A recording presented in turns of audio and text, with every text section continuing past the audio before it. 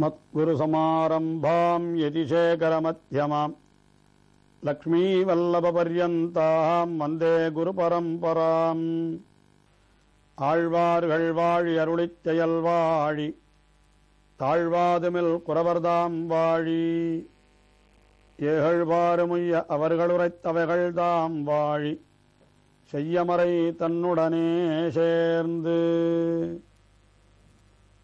திவ்ய தேசங்கள் தோறும் எழுந்தருளி ஆங்காங்கே கோயில் கொண்டுள்ள எம்பெருமான்களையெல்லாம் மங்களாசாசனம் செய்கின்ற திருமங்கையாழ்வார் தொண்டை நாட்டு திருப்பதிகளை மங்களாசாசனம் செய்து வருகின்ற அடைவிலே திருவல்லிக்கேணியிலே எழுந்தருளிருக்கின்ற எம்பெருமான்களை மங்களாசாசனம் செய்கின்றார். அதிலே முதல் பாசுரத்திலே ஸ்ரீ பார்த்தசாரதி எம்பெருமானை மங்களாசாசனம் செய்தார். இரண்டாம் பாசுரத்திலே ஸ்ரீ மன்னாதன் என்னையாளுடைய அப்பனை மங்களாசாசனம் செய்தார். மேலே தொடர்ந்து 2-3 பாசுரங்களிலே கிருஷ்ணாவதார சரித்திரங்களை தெரிவித்துக் கொண்டு வருகிறார். அதிலே 4வது பாசுரம், அந்த பாசுரத்திலே கோவர்தன மலையை கொடையாக பிடித்த எம்பெருமான், அவனை நான் திருவல்லிக்கேணியிலே கண்டேன் என்று அந்த சரித்திரத்தை மிக அழகாக எடுத்து எம்புகிறார். இந்திரனுக்கென் நாயர்கள் எடுத்த எழில் விழவில் பழநடைகை மந்திர விதியில் பூரண பெறாது மழை பொழிந்திடத் தளர்ந்து ஆயரெந்தம் மோடினவானிர தளராமல் எம்பெருமானருளென்ன அந்தமில் வரையால் மழதளித்தானை திருவல்லிக்கேணி கண்டேனே. ஒவ்வொரு வருடமும் ஆயர்கள் இந்திரனுக்கு என்று ஒரு பெரிய விழா எடுப்பார்களாம். இந்திர விழா என்றே அதற்கு பெயர் வைத்திருந்தார்கள். அன்றைய தினம் நிறைய அன்னங்களை எல்லாம் சேகரித்து வேண்டிய பக்ஷணங்களை எல்லாம் செய்து திருப்பணியாரங்களை எல்லாம் செய்து வண்டி வண்டியாக எடுத்துக்கொண்டு அங்கே போய் அதை இந்திரனுக்கு படையலாக வைப்பார்கள் போலும். ஆனால் கண்ணபிரான் என்ன செய்தான்? இதையெல்லாம் எதற்காக இந்திரனுக்கு வைக்கிறீர்கள் என்று கேட்டான். உடனே ஆயர்கள், அவன்தானே மழை பொழிக்கக்கூடிய கடவுள் என்று சொல்ல, நமக்கு மழை அவனாலே என்றோ கிடைக்கிறது என்று சொல்ல, கண்ணன் ஒரு வேடிக்கை செய்ய வேண்டும் என்பதற்காக, நமக்கு மழை கொடுப்பது இந்த கோவர்தன மலை அல்லவா, எனவே இந்த ஆகாரம் அத்தனையும் இந்த மலைக்கு இடுங்கள் என்று சொல்லிவிட்டான். உடனே அவர்களும் கண்ணபிரான் சொன்னதை செய்வோம் என்று எல்லாவற்றையும் மலைக்கு இட்டார்கள். ஆனால் கண்ணபிரான் என்ன செய்தான்? தானே மலையினுடைய வடிவத்திலே இருப்பதாக கொண்டு அங்கே வைத்திருந்த அத்தனை உணவுகளையும் உண்டு விட்டான். அட்டுக்குவி சோற்று பருப்பதமும் தயிர் வாவியும் நெய்யளரும் அடங்க பொட்ட துற்றி என்று எல்லாவற்றையும் கண்ணபிரான் தான் ஒருவனே உண்டு விட்டானாம். உடனே இந்திரனுக்கு கோபம் ஏற்பட்டு விட்டது. தனக்கு என்று வைத்திருந்த உணவை இவன் பறித்துக் கொண்டான் என்று நினைத்து இந்திரன் அங்கே கல்மழை பொழியத் தொடங்கினான். அப்பொழுது கண்ணபிரான் என்ன செய்தான் என்றால், இந்த கோவர்தன மலை என்றோ நம்மை காக்கிறது என்று சொன்னான் அல்லவா, அதை நிரூபிக்கும் வண்ணமாக அந்த கோவர்தன மலையே எடுத்து குடையாக பிடித்து அந்த மழை துளியிலே ஒரு சிறிதும் கூட இந்த ஆயர்கள் மீதோ அல்லது அங்கு இருக்கக்கூடிய அந்த ஆனிரைகள் மீதோ விழாமல் அப்படி மழையை தடுத்தானாம். 7 நாட்கள் மழை பொழிந்தது. இவனும் 7 நாள் அந்த கோவர்தன மலையை குடையாக பிடித்துக் கொண்டிருந்து அந்த மழையிலிருந்து ஆயர்களை காத்தான். அந்த சரித்திரத்தை அப்படியே இந்த பாசுரத்திலே காட்டுகின்றார் திருமங்கை ஆழ்வார். இந்திரனுக்கென்று ஆயர்களெடுத்த எழில் விழவு என்று, இந்திரனுக்கு என்று ஆயர்கள் எல்லாரும் சேர்ந்து எடுத்த ஒரு அழகான விழா எழில் விழவு. அதில் எழில் விழவில் பழநடை செய் மந்திர விதியில், மிகவும் பழநடை செய் மந்திரம் என்றால் மிகவும் பழகி போனதாக வெகு நாள்களாக பழக்கத்திலே இருந்ததான மந்திர விதி என்கிறார். ஏதோ மந்திரங்களை சொல்லி இந்திரனுக்கு அவற்றை அர்ப்பணிப்பார்கள் போலும். ஆனால் அப்படிப்பட்ட மந்திர விதியில் அந்த வருடத்திலே அவன் இந்திரனுக்கு பூஷனை நடைபெறவில்லை. எல்லாவற்றையும் கோவர்தன மலைக்கென்றோ அவர்கள் அர்ப்பணித்து விட்டார்கள். ஆகினாலே மந்திர விதியில் பூஷனை பெறாது. உடனே என்ன செய்தான் இந்திரன்? மழை பொழிந்திடா, அப்படி கல்மழையாக பொழிய ஆரம்பித்தான் அந்த இடையர்கள் மீதும் பசுக்கள் மீதும். அப்பொழுது இந்த ஆயர்கள் எல்லாம் என்ன செய்தார்கள்? தளர்ந்து அவர்கள் எல்லாரும் அந்த மழையை கண்டு பயந்து விட்டார்கள். உடனே என்ன செய்தார்கள்? என்னை நீதான் இந்த மழையிலிருந்து காக்க வேண்டும் என்று எம்பெருமானை சரணம் புகுந்தார்களாம். அதைத்தான் ஆழ்வார் தெரிவிக்கிறார்.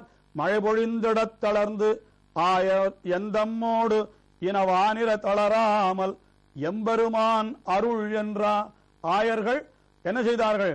எங்களோடு கூட இந்த பசுக்களும் இந்த மழையினாலே வருந்தாதிருக்கும்படிக்கு நீதான் ஏதாவது செய்ய வேண்டும் என்று அந்த எம்பெருமான் அருள் என்று அந்த கண்ணபிரானை வேண்டிக் கொண்டார்கள். உடனே எம்பெருமான் என்ன செய்தான்? அந்தமில் வரையால் மழை தடுத்தானை. அங்கே இருக்கக்கூடிய அந்த ஒப்பற்ற மலை, மிகவும் உயர்ந்த மலை, அந்த வரை, அந்த கோவர்தன மலையாலே மழை தடுத்தான் என்று அந்த மழையை தடுத்து அந்த ஆயர்களை எல்லாம் காத்தான். அப்படி கிருஷ்ணாவதாரத்திலே செய்த எம்பெருமான் தானே இப்பொழுது திருவல்லிக்கேணியிலே எழுந்தருளிருக்கிறான். ஆகையினாலே அப்படிப்பட்ட எம்பெருமானை நான் திருவல்லிக்கேணியிலே கண்டேன் என்று இந்த 4வது பாசுரத்திலே அருளிச் செய்தார். தொடர்ந்து 5வது பாசுரத்திலே அப்படி சிறிய வயதிலே அந்த இடையர்களுக்கும் அந்த மாடுகளுக்கும் நோவு ஏற்பட்ட பொழுது காத்தவன், தன்னுடைய பெரிய வயதிலே இன்னும் வயது முதிர்ந்த பிற்பாடு பாண்டவர்களை காத்தான் என்று அந்த சரித்திரத்தை அடுத்த பாசுரத்திலே 5வது பாசுரத்திற்கு அடுத்தபடியாக, அதாவது கீழே 4வது பாசுரத்திலே தெரிவித்தவர் அடுத்தபடியாக இந்த பாசுரத்திலே தெரிவிக்கிறார்.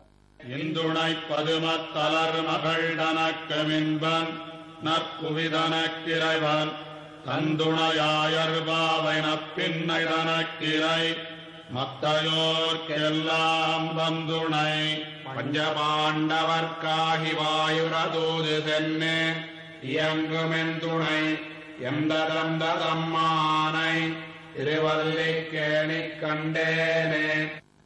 எம்பெருமான் எப்படிப்பட்டவன் என்றால் 3 பிராட்டிமார்களுக்கும் அவன் மணவாளன். எம்பெருமானுக்கு 3 பத்தினிகள் உண்டு என்று சாஸ்திரங்கள் தெரிவிக்கின்றன. ஸ்ரீதேவி, பூதேவி, நீலாதேவி என்று அவனுக்கு 3 பத்தினிகள் உண்டு என்று தெரிவிக்கப்படுகின்றன. அதைத்தான் இந்த பாசுரத்திலே முதலிலே காட்டுகிறார். இந்துணை பதுமத்து அலர் மகள் தனக்கு மின்பன் என்று. இந்துணை பதுமம் என்றால் நல்ல இனிமையான ஒரு தாமரை பூவாம். அந்த தாமரை பூவிலே தோன்றினவள் பெரிய பிராட்டியார். அவளை இந்துணை பதுமத்து அலர்மகள் அவளுக்கு இன்பன் என்று தெரிவித்தார். ஆக ஸ்ரீதேவி என்கிறவளை தனக்கு பத்தினியாக உடையவன். அடுத்தபடியாக நற்புவி தனக்கு இறைவன். புவி என்னால் பூமி. பூமி பிராட்டிக்கும் அவன் மணவாளன் என்பதை தெரிவித்தார். அடுத்தபடியாக நீலாதேவி என்று சொல்ல வேண்டுமே, அந்த இடத்திலே நீலாதேவியினுடைய அவதாரமான நப்பின்னை பிராட்டியை தெரிவிக்கின்றார். ஏனென்றால் கிருஷ்ணாவதாரத்திலே அந்த நீலாதேவி தான் நப்பின்னை பிராட்டியாக வந்து அவதரித்தாள் என்று கிருஷ்ணாவதாரத்திலே பெரிய பிராட்டியார் ஸ்ரீ மகாலட்சுமி அவள் ருக்மிணி பிராட்டியாகவும் பூமி பிராட்டி சத்யபாமை பிராட்டியாகவும் அவதரித்தது போல நீலாதேவி நப்பின்னை பிராட்டியாக அவதரித்தாளாம். அவளை சொல்லுகிறார். தன் துணை ஆயர் பாவை நப்பின்னை தனக்கிரை என்று தனக்கு துணையாக இருந்த ஆயர் பாவை, ஆய்க்குலத்திலே பிறந்தவளான நப்பின்னை தனக்கிரை என்று அவளுக்கும் இவன் மணவாளன். மற்றையோர்க்கெல்லாம் வந்துணை என்று உலகத்திலே இருப்பவர்கள் எல்லாருக்கும் துணையாக இருப்பவன் எம்பெருமான் என்று அதை மற்றையோர்க்கெல்லாம் வந்துணை, எல்லோருக்கும் துணையாக இருக்கிறவன், வலிய துணையாக இருக்கிறவன் என்று நாம் எப்படி அறிந்து கொள்வது என்றால், பாருங்கள், கிருஷ்ணாவதாரத்திலே பாண்டவர்களுக்கு துணையாக நின்றான் அல்லவா என்பதை தெரிவிக்கின்றார். எப்படி தெரிவிக்கிறார்? பஞ்சபாண்டவர்க்காகி வாயுரை தூது சென்று இயங்கும் என்று பஞ்ச பாண்டவர்களுக்காக 5 பாண்டவர்கள் அவர்களுக்காக வாயுரை தூது சென்று என்றால் வாயாலே உரைக்கின்ற தூது, செய்தியை போய் சொல்ல வேண்டும் அல்லவா, அதைத்தான் வாயுரை தூது சென்று இயங்கும் என் துணை, என் துணை என்கிறார். அப்படி பாண்டவர்களுக்கு அவன் செய்த உபகாரம் அது பாண்டவர்களுக்கு செய்த உதவி அல்ல, எனக்கு செய்த உதவி என்றே நாம் நினைக்கும்படியாக ஒன்றோ அப்படி தன்னை அவன் எளியவனாக ஆக்கிக் கொண்டான். அதை தெரிவிக்கிறார் இந்த இடத்துல. இப்படி பஞ்சபாண்டவர்க்காகி வாயுரை தூது சென்று இயங்கும் என் துணை, என் துணை என்னால் எனக்கு துணையாக இருப்பவன் என்று தெரிவிக்கின்றார். என் துணை என்று இவர் ஏன் சொல்லுகிறார் என்றால், அப்படி அவன் மற்றையோர்க்கெல்லாம் வன் துணை என்று எல்லோருக்கும் துணையாக இருக்கிறவன், பெரிய பிராட்டியாருக்கு துணையாக, அதே போல பூமி பிராட்டிக்கு நப்பின்னை பிராட்டிக்கு என்று இப்படி பிராட்டிமார்களை தனக்கு துணையாக கொண்டு அவர்களுக்கு துணையாக தான் இருப்பதோடு மட்டுமல்லாமல் அவனை போற்றுகின்ற முனிவர்கள் தேவர்கள் முதலானோருக்கெல்லாம் அவன் துணையாக இருக்கிறான். அது மட்டுமல்லாமல் கையாளாதவர்களான, ஒன்றுக்குமே வல்லமை இல்லாதவர்களான அந்த பாண்டவர்கள், அந்த நிலையிலே அவர்கள் அப்படித்தான் இருந்தார்கள். ஒன்றுக்குமே இயலாதவர்களாகத்தான் பாண்டவர்கள் அந்த நிலையிலே இருந்தார்கள். அப்படிப்பட்டவர்களுக்கும் இவன் துணையாய் இருந்தான் என்றால் அவன் நமக்கும் துணையாய் இருப்பான் என்பதிலே நாம் ஐயம் கொள்ள வேண்டுமோ? எப்படி பாண்டவர்கள் அந்த கண்ணனையே தங்களுக்கு எல்லாமுமாக கொண்டிருந்தார்களோ அதே போல நாமும் அவனை கொள்ள வேண்டும். பாண்டவர்கள் கிருஷ்ணாசிரயாக கிருஷ்ணபலாக கிருஷ்ணநாதாச்ச பாண்டவாக என்று கண்ணபிரானையே எல்லாமுமாக கொண்டிருந்தார்கள். அதே போல நாமும் அந்த கண்ணபிரானையே எல்லாமுமாக கொண்டிருந்தால் அவன் நமக்கும் துணையாவான் அல்லவா? ஆகையினாலேதான் இங்கே திருமங்கையாழ்வார் என்ன தெரிவிக்கிறார்? அப்படி பஞ்ச பாண்டவர்க்காகி வாயுரை தூது சென்று இயங்குபவன் அவன் என் துணை, எனக்கும் துணை என்று தெரிவித்தார். அப்படிப்பட்ட எம்பெருமான் இப்படி நமக்கு துணையாக இருப்பதற்கு என்ன காரணம் என்றால் அவனுக்கு நமக்கும் உள்ள உறவு முறையாம். என்ன உறவு? எந்தை தந்தை தம்மானை என்று அவன்தான் நமக்கு தகப்பன், அவன்தான் நமக்கு பாட்டன் என்று சொல்லும்படியாக நமக்கும் அவனுக்கும் உண்டான உறவு ஒழிக்க ஒழியாத உறவு. எல்லா உறவும் நமக்கு பகவானோடு உண்டாகையினாலே அவன் நம்மை கைவிடவே மாட்டான் என்பதை நாம் அறிந்து கொள்ளும் விதமாக எந்த தந்தை தம்மானை திருவல்லிக்கேணி கண்டேனே என்று இப்படிப்பட்ட எம்பெருமானை நான் திருவல்லிக்கேணியிலே சேவித்தேன் என்று திருமங்கியாழ்வார் அருளிச் செய்கின்றார். ஆஹா, அந்த எம்பெருமான் எப்பேற்பட்டவர்களுக்கு துணையாக இருந்தான் என்றால் உத்தம நிலையிலே சொல்லக்கூடிய பிராட்டிமார்களுக்கு துணையாக இருந்தான்.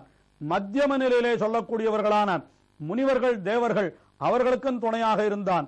ஆனால் ராஜ்யத்தை இழந்து தெரிந்து கொண்டிருந்தவர்களான பாண்டவர்களுக்கும் அவன் துணையாக இருந்தான் என்று இப்படி எல்லோருக்கும் துணையாயிருக்கிற எம்பெருமானை நாம் பற்றினால் நமக்கும் துணையாயிருப்பான் என்று இந்த பாசுரத்திலே அனுபவித்தார்.